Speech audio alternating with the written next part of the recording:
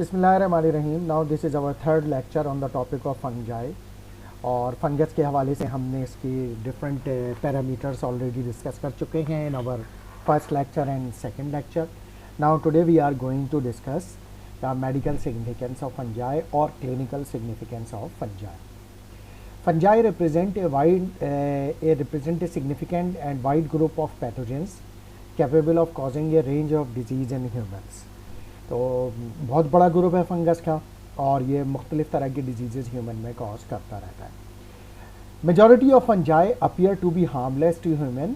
It is worth bearing in mind that in the right set of a condition, a normally non-pathogenic fungus can cause clinically relevant problem. अच्छा, ये एक बड़ी interesting बात है कि majority of fungi वो जो है वो ह्यूमन के लिए हार्मलेस है, यानी डिजीज़ कॉजिंग नहीं है. लेकिन ये इसके लिए डिपेंड करता है कि फंगस जो है वो किस एनवायरनमेंट में उस वक्त मौजूद है, यानी उसके जो एनवायरनमेंट है वो कैसा है. क्योंकि अगर कंडीशंस इस तरह की होंगी कि वो इन्फेक्शन यानी ह्यूमन को हार्म प्रोवाइड कर सकता है या हार्म कॉज कर सकता है, तो वो उस वक्त हार्म कॉज करेगा. मीन्स के नॉन पैथोजेनिक फंगस भी पैथोजेनिक फंगस हो सकते हैं किसी पर्टिकुलर सिचुएशन में. जैसे कि हम पिछली स्लाइड्स में और लेक्चर्स में डिस्कस कर चुके हैं कि जैसे फॉर एग्जांपल कैंडिडा एल्बिकन की बात कर लेते हैं. Candida albicans oral mucosa, GI tract यानी स्टमक, इसोफिगस में अक्सर मौजूद होता है. और अगर इम्यून सिस्टम जो है वो एक्टिव हो और कॉम्पिटेंट हो और वो काम कर रहा हो, तो उस वक्त जो होंगे यही फंगस जो होंगे हार्मलेस होंगे और कोई नुकसान नहीं पहुंचाएंगे. लेकिन जैसे ही इम्यून सिस्टम वीक होगा तो उस सूरत में यही नॉन पैथोजेनिक या नॉर्मल जो फंगस हैं जो उस वक्त कोई पैथोजेनिसिटी कॉज नहीं कर रहे थे, अब इम्यून सिस्टम वीक होने के बाद यही फंगस जो है वो रेलेवेंट क्लिनिकली रेलेवेंट प्रॉब्लम यानी फंगल इन्फेक्शन कॉज करना शुरू कर देंगे. जैसा कि नेक्स्ट पॉइंट में इसी को तस्करा किया जा रहा है. In a case of immunocompromised individual, यानी ऐसे लोग जिनका इम्यून सिस्टम कॉम्प्रोमाइज हो यानी इम्यून सिस्टम सप्रेस हो, वीक हो, a wide range of fungi can represents a capable of inducing disease, यानी बहुत सारे फंगस ऐसे हैं जो उनमें डिजीज़ कॉज कर सकते हैं, जो कि अगर इम्यूनो कॉम्पिटेंट होगा बॉडी का इम्यून सिस्टम, मीन्स के इम्यून सिस्टम एक्टिव होगा, तो उस वक्त वो ये डिजीज़ फंगस डिजीज़ या फंगल इन्फेक्शन कॉज नहीं कर सकते. The most common fungal pathogens, और जो कॉमन फंगल पैथोजेंस हैं of human can be divided into 3 broad classes. तो हम इनको 3 बड़ी क्लासेस में डिवाइड कर सकते हैं. पहली क्लास है ईस्ट की. ईस्ट है जिसमें कैंडिडा वगैरह हो गए, मोल्ड्स हो गए, हिस्टोप्लाज्मा वगैरह हो गए, डर्मेटोफाइट्स हो गए, टीनिया इन्फेक्शंस हो गए जिसमें जो स्किन के होते हैं ख़ास तौर से. तो ये डिफरेंट टाइप के जो इन्फेक्शन हैं इनकी क्लिनिकल सिग्निफिकेंस मौजूद है और ये डिजीज़ कॉजिंग होते हैं ह्यूमन में if they have provided a condition in which they can produce any kind of disease और पैथोजेनेसिटी. तो इस तरह से जो है ये हार्मफुल हो सकते हैं. नाउ अब ईस्ट की बात करते हैं. जैसे Candida albicans. Candida albicans is the most frequently encountered human fungal pathogen. ये सबसे ज़्यादा कॉमन इन्फेक्शन है ह्यूमन का, बहुत ज़्यादा ये होता है. द सुपरफिशियल इन्फेक्शन इंक्लूड, और इसके जो सुपरफिशियल इन्फेक्शन है वो क्या है, ओरोफेरेंजियल, यानी जैसे मैंने बताया था कि ओरल कैविटी में ये मौजूद होते हैं, फेरिंग्स में मौजूद होते हैं, ईसोफिगस में मौजूद होते हैं, and some time genital condition यानी जेनाइटल इन्फेक्शन भी ये कॉज कर सकते हैं. The former occur predominantly in HIV positive individual, यानी जेनाइटल जो इन्फेक्शन है कैंडिडा की वो अक्सर उन इंडिविजुअल में देखी गई है जिनको HIV इन्फेक्शन ऑलरेडी होता है. तो HIV पॉजिटिव इंडिविजुअल. इसके अलावा geriatric people and premature infants and arised when a weakened और immature immune system is present. तो अब यहाँ पे वो एक्चुअली ये बात ये कर रहे हैं कि HIV पॉजिटिव इंडिविजुअल हो, जेरियाट्रिक पीपल हो. जेरियाट्रिक पीपल क्या होते हैं? जेरियाट्रिक पीपल जो है वो एल्डरली पीपल होते हैं. एल्डरली पीपल की डेफिनेशन क्लिनिकल साइंस में क्या होती है? Above 65 years. 65 years and above 65 years ये लोग जेरियाट्रिक होते हैं. जैसे पीडियाट्रिक होता है यानी चिल्ड्रन, पीडियाट्रिक में शामिल होता है 2 साल से लेके 12 साल तक के बच्चे. ये इससे पहले होता है इन्फेंट, यानी पैदाइश से लेके 2 साल तक के दरमियान का टाइम होता है इन्फेंट, और फिर उसके बाद 2 साल से लेके 12 साल तक पीडियाट्रिक होता है। उसके बाद एडोलिसेंट एज यानी टीन एज शुरू होती है जो कि 19 ईयर्स तक चलती है। 19 के बाद फिर 20 और से लेके 64 तक एडल्ट एज कहलाती है। उसके बाद फिर एडल्ट के बाद आ जाती है जीरियाट्रिक, यानी 65 ईयर से जीरियाट्रिक की एज शुरू होती है। तो जीरियाट्रिक पीपल हो गए यानी अबव 65 वाले हो गए। इसके अलावा इन्फेंट्स जो कि प्री मैच्योर बेबीज़ हैं, यानी प्री मैच्योर इन्फेंट्स, तो इनमें जो है अक्सर जेनाइटल कंडीशन या ओरोफेरेंजियल यानी ये कैंडिडा इन्फेक्शन अक्सर हो जाता है। अब उसकी वजह क्या है? उसकी वजह ये है कि HIV पॉजिटिव इंडिविजुअल हो, जीरियाट्रिक पीपल हो, प्री मैच्योर इन्फेंट हो, इस वक्त इनका इम्यून सिस्टम उस वक्त वीक होता है। प्री मैच्योर इन्फेंट्स में अभी उनका इम्यून सिस्टम इमैच्योर होता है, पूरी तरह से एक्टिव नहीं हुआ होता है, तो उस वजह से उनमें हो सकता है। जीरियाट्रिक पीपल क्योंकि ओल्ड एज में जाके वैसे ही इम्यून सिस्टम वीक हो जाता है, तो उस वजह से उनमें जो है ये ईस्ट इन्फेक्शन यानी कैंडिडा इन्फेक्शन हो सकता है। HIV पॉजिटिव इंडिविजुअल में इसलिए होता है कि HIV एक ऐसा वायरल इन्फेक्शन है कि जो कि इम्यून सिस्टम को सप्रेस करता है, वीक करता है, तो उस वजह से इम्यून सिस्टम वीक हो जाता है, इम्यूनो कॉम्प्रोमाइज्ड हो जाता है इंडिविजुअल, और फिर उसमें जो है फिर ये कैंडिडा इन्फेक्शन हो सकता है। Genital candidiasis is very common, बहुत ज़्यादा कॉमन है genital candidiasis. Approximately 75% of women are affected by vulvovaginal candidiasis during their life. तो 75% वुमेन एटलीस्ट लाइफ में उनको एक आध दफ़ा ज़रूर ये वल्वोवेजाइनल कैंडिडियोसिस होता है। Genital candidiasis in man is comparatively rare, यानी इसके बरक्स अगर हम मैन में देखें तो ये बहुत ही रेयर है। Although it is occasionally seen in alcoholics and diabetics, लेकिन कभी कभी ये देखा गया है अल्कोहलिक इंडिविजुअल में और डायबिटिक इंडिविजुअल में। अगेन अल्कोहलिक हो गए या डायबिटिक हो गए, इनमें इसलिए है क्योंकि ये जो दोनों केसेस हैं इनमें भी इम्यून सिस्टम सप्रेस या वीक हुआ होता है। इसके बाद हम आते हैं candidiasis of the skin and finger nail, यानी नेल्स जो होते हैं हमारे नाखून जो है, तो ये भी होता है। फिंगर नेल यानी जो नेल का इन्फेक्शन होता है फंगस, उसको हम ओनाइकोमाइकोसिस भी कहते हैं। May be present in up to 10% of the cancer patient, अक्सर ये कैंसर पेशेंट में देखा गया है। अब इसकी वजह भी सेम हो सकती है क्योंकि स्किन पर हमारी IgA एंटीबॉडीज़ मौजूद होती हैं, और लाजिम बात है कि ये कैंसर के पेशेंट्स में एंटीबॉडीज़ कम हो जाती होंगी, तो जिसकी वजह से जो है वो स्किन और फिंगर नेल पर ये कैंडिडा इन्फेक्शन हो जाता होगा। इसके अलावा कंटिन्यूअली मॉइस्ट एनवायरनमेंट, यानी जहाँ पे मॉइस्चर ज़्यादा हो, मैसीरेटेड एरिया यानी स्किन पे जहाँ पे पानी ज़्यादा हो, मैसीरेटेड स्किन हो, और burned skin is an ideal environment for the development of cutaneous candidiasis, यानी मॉइस्ट एनवायरनमेंट हो स्किन पे, मैसीरेटेड स्किन हो, बर्न स्किन हो, वो एक आइडियल एनवायरनमेंट होता है स्किन के कैंडिडा इन्फेक्शन के लिए और कैंडिडियोसिस के लिए, जिसको हम ईस्ट इन्फेक्शन भी कहते हैं। अच्छा, Candida albicans is responsible for a range of systemic infection, यानी सिर्फ स्किन इन्फेक्शन नहीं बल्कि ये बहुत सारे सिस्टमिक यानी जिसमें पूरी बॉडी इन्वॉल्व होती है उन इन्फेक्शन में भी ये इन्वॉल्व है। लेकिन many of these can commence as superficial infection, लेकिन ये स्टार्ट होते हैं सुपरफिशियल इन्फेक्शन से और फिर ये स्प्रेड करते करते बॉडी के अंदर डिफरेंट पार्ट्स में सिस्टमिक एरिया में यानी बॉडी के डिफरेंट ऑर्गन्स पे में भी जाके ये इन्फेक्ट करते हैं। Like for example infection of the gastrointestinal tract is seen diabetes, cancer and ads patient and the oesophagus is a common site of infection rendering swallowing difficulty. अच्छा, इसी जैसे अब इन्होंने बता दिया कि वो सिस्टमिक इन्फेक्शन किन किन पेशेंट में होते हैं, कहाँ कहाँ देखे गए हैं। डायबिटीज़ में देखे गए हैं क्योंकि इम्यून सिस्टम वीक हुआ होता है, कॉम्प्रोमाइज्ड होता है। कैंसर पेशेंट्स में भी यही होता है, एड्स पेशेंट में भी होता है, और ये इसकी जो सबसे कॉमन साइट ऑफ इन्फेक्शन है कैंडिडा की वो है ईसोफेगस, जहाँ पे जाके ये कॉमनली ये ईसोफेजियल कैंडिडियोसिस करते हैं, जिसकी वजह से पेशेंट को स्वॉलो करने में यानी निगलने में फूड को डिफ़िकल्टी होती है। Candida infection of the respiratory tract is seen in those with underlying disease, for example cancer. Respiratory tract में भी हो सकता है ये कैंडिडा इन्फेक्शन, लेकिन ये देखा गया है पर्टिकुलरली उन पेशेंट्स में जिनको कैंसर हुआ हो। इसके अलावा और following the insertion of silicon voice prosthesis.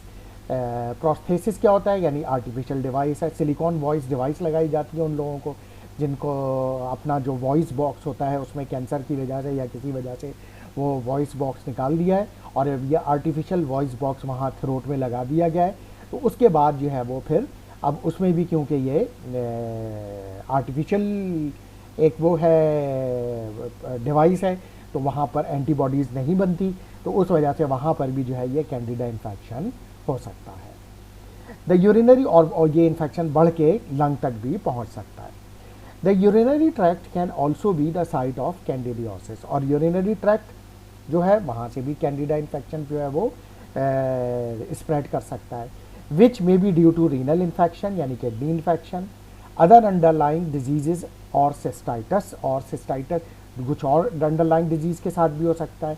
Cystitis यानी जिसमें यूरिनरी ब्लैडर की का इन्फेक्शन है ये, तो ब्लैडर इन्फेक्शन है ये, तो इस तरह से ये यूरिनरी ट्रैक में भी कैंडिडियोसिस हो सकता है। यानी इतनी सारी डिफरेंट साइट्स हैं, सिस्टमिक साइट्स बॉडी के डिफरेंट एरियाज जहाँ पर ये इन्फेक्शन जो है वो हो सकता है। इसके अलावा the presence of an indwelling urinary catheter may also predispose to candida infection. अब जैसे आपने देखा होगा कि बहुत सारे पेशेंट्स जो होते हैं जिनको यूरिन जो है वो पास होने में मुश्किल हो रही होती है, पर्टिकुलरली BPH के पेशेंट्स यानी मेल में ये इशू होता है बिनाइन प्रोस्टेटिक हाइपरप्लेजिया, जिसमें क्या होता है प्रोस्टेट ग्लैंड का साइज़ बढ़ जाता है। ये बिनाइन कंडीशन होती है, कैंसर नहीं है, और in most of the male में ये प्रॉब्लम हो जाता है आफ्टर 50 ईयर्स और 60 ईयर्स के बाद कि प्रोस्टेट का साइज़ बढ़ जाता है, फिर इसकी सर्जरी की जाती है। लेकिन अगर सर्जरी नहीं करवाई जाए तो वो प्रोस्टेट का साइज़ इतना बढ़ जाता है कि वो यूरिन को पास करने में उन पेशेंट्स को प्रॉब्लम होता है, तो फिर उनको यूरिनरी कैथेटर जिसको फोले कैथेटर कहते हैं वो लगाते हैं। और लाजिम बात है कैथेटर क्योंकि अगेन आर्टिफिशियल डिवाइस है तो उसकी वजह से भी जो है वहाँ पर इन्फेक्शन हो सकते हैं और उसमें कैंडिडा इन्फेक्शन भी साथ में हो सकता है। तो इस तरह से ये सिस्टमिक इन्फेक्शन जो है वो ईस्ट इन्फेक्शन भी वो मुमकिन है। जहाँ सिस्टमिक इन्फेक्शन सुपरफिशियल इन्फेक्शन है वहाँ पे सिस्टमिक इन्फेक्शन भी पॉसिबल है।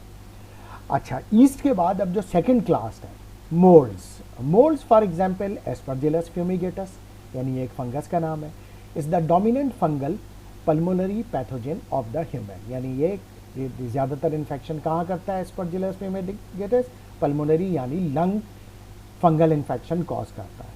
इसके अलावा in addition to pulmonary infection other sites में भी इफेक्टेड, बॉडी की कुछ और साइड्स भी हैं जहाँ इफेक्टेड हो सकती हैं, इंक्लूडिंग ब्रेन हो गया, किडनीज हो गए, साइनसेस यानी साइनस कैविटीज़ जो हमारी नेजल कैविटीज़ के सराउंडिंग में मौजूद होती हैं, depending on the level of immuno compromisation of the individual, यानी वैसे तो ये लंग तक ही रहता है लेकिन अगर पेशेंट इम्यूनो कॉम्प्रोमाइज हो तो फिर ये एस्परजिलस फ्यूमिगेटस जो है वो ब्रेन, किडनी और साइनसेस तक भी पहुंच सकता है, यानी फिर डीप बॉडी में सिस्टमिक इन्फेक्शन भी हो सकता है।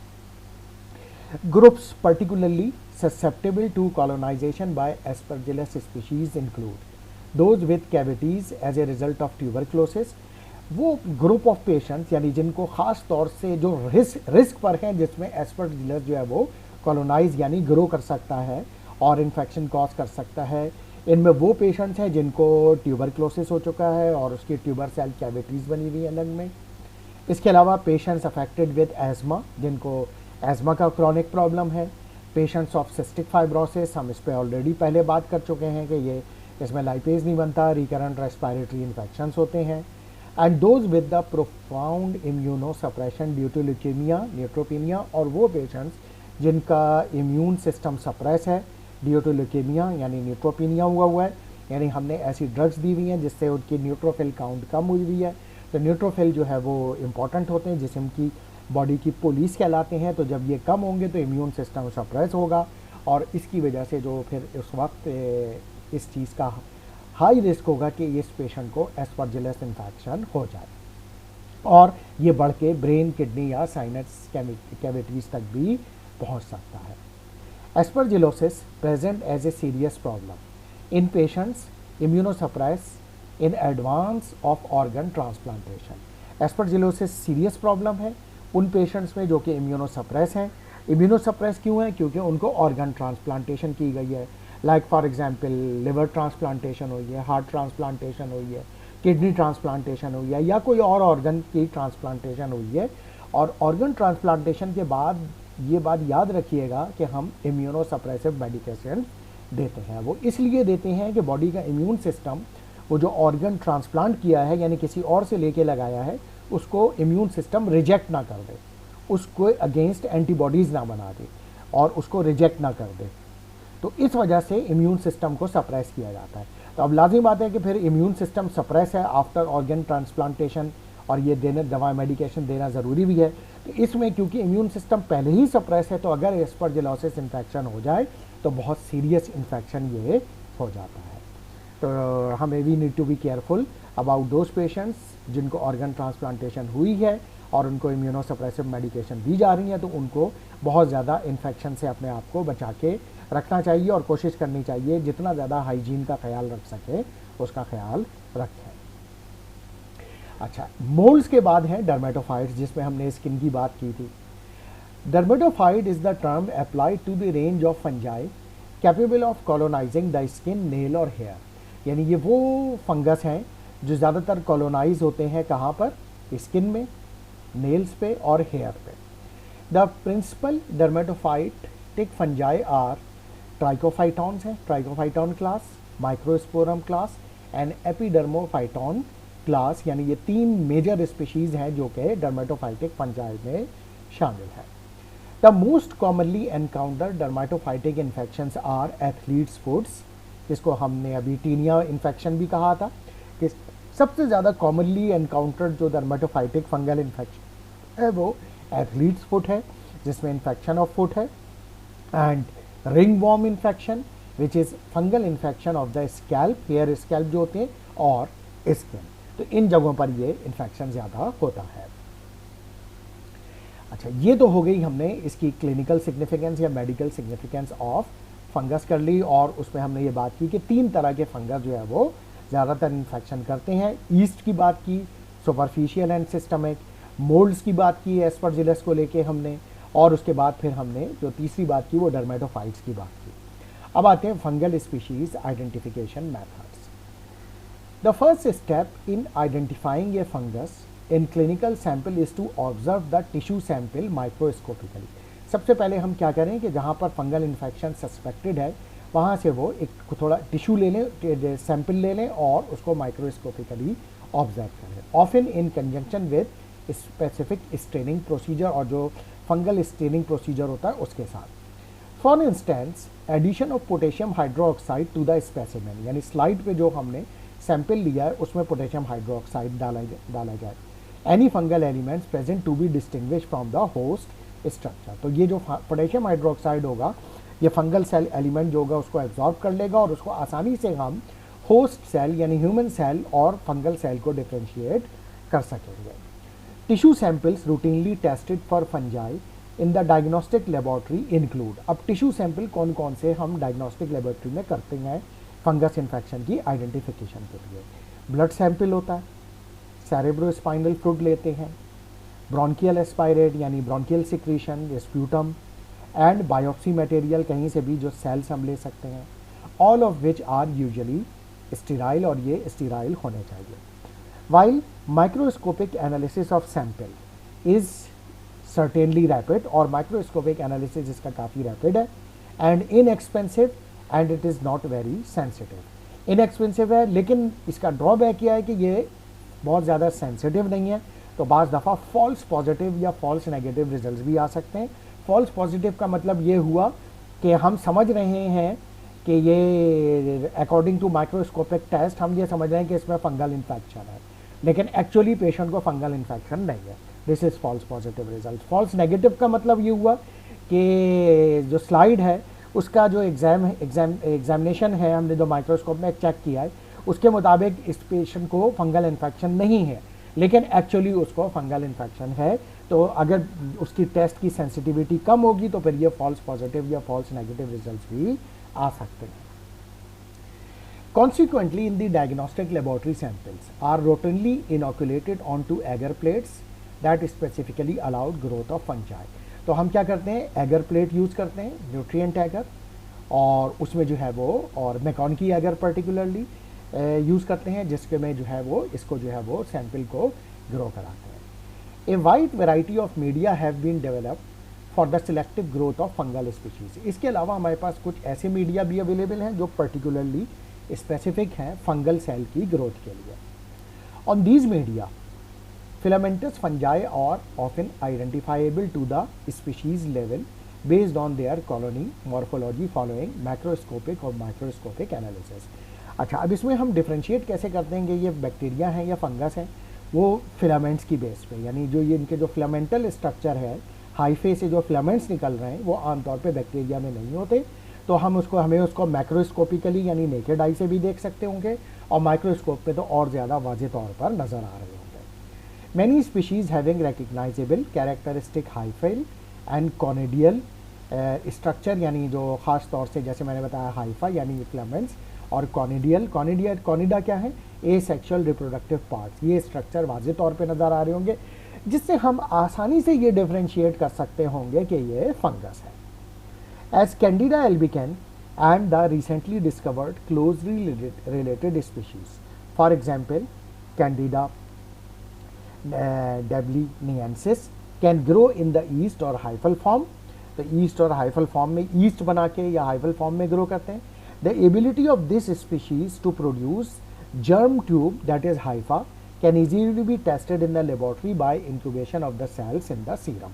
तो यानी हम सीरम में भी इनको कैंडिडा एल्बिकन को और कैंडिडा डेब्लिनियंसिस को ग्रो कर सकते हैं, और इसके अलावा जो है वो उसको कैसे आइडेंटिफाई करेंगे कि इसमें जो है जर्म यानी हाइफे प्रोड्यूस होंगे जो कि जो है हमें क्लियरली नज़र आ रहे होंगे, और उससे हमें पता चल जाएगा कि ये जो है दरअसल फंगस है। तो इस तरह से हम आसानी से इनको डिफ्रेंशिएट कर सकते हैं। Now antifungal therapy. Before going to antifungal therapy we will close our this lecture here, and antifungal therapy we will discuss all together. Thank you very much.